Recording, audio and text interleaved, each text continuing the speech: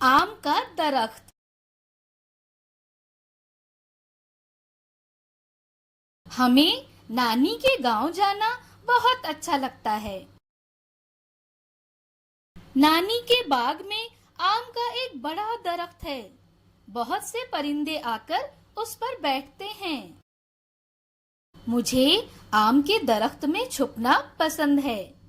मुझे यहाँ कोई तलाश नहीं कर सकता।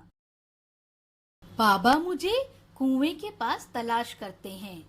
माँ गाय के शेड के इर्द गिर्द तलाश करती हैं, लेकिन मैं किसी को नहीं मिलती।